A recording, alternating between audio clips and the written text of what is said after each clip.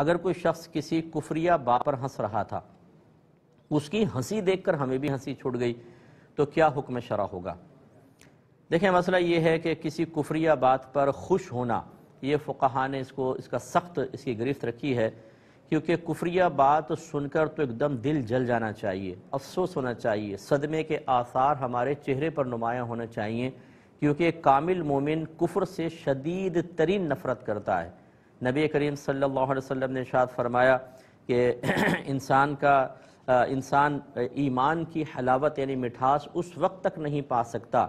جب تک وہ کفر میں لوٹنے کو اس طرح ہی ناپسند نہ کرے جیسے آگ میں ڈالے جانے کو ناپسند کرتا ہے، یعنی شدید ترین ناپسند کرے گا، تب کہیں جا کے اس کو ایمان کی حلاوت ملے گی۔ اور حلاوت ایمان کا مطلب یہ ہے کہ علماء فرماتے ہیں اسے عبادات میں لذات حاصل ہوں گی، اس کو لطف حاصل ہوگا۔ تو خلاصہ کلام یہ ہے کہ گویا کہ یہ کامل ایمان کی نشانی ہے۔ اب اگر کوئی کفریہ بات پہ ہنس رہا ہے تو اس کا مطلب ہے ایمان ناقص ہے، ابھی اس کی اتنی وہ نہیں ہے، مطلب ایمان کامل نہیں ہوا۔ اور پھر اس کی ہنسی کو دیکھ کے اگرچہ سامنے والا ہنس رہا ہے، وہ کفر کے اوپر نہیں ہنس رہا، اس کی ہنسی کا انداز بعضوں کا ایسا ہوتا ہے کہ انہیں دیکھ کے ہنسی آ جاتی ہے،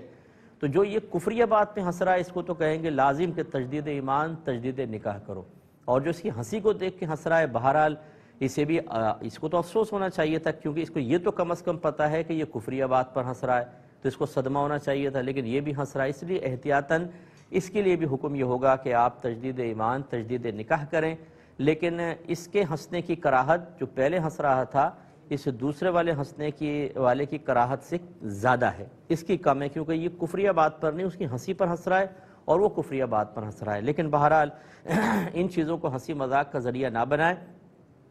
بعض اوقات مذاق میں انسان ایمان سے محروم ہو جاتا ہے اور شیطان تباہ و برباد کر دیتا ہے۔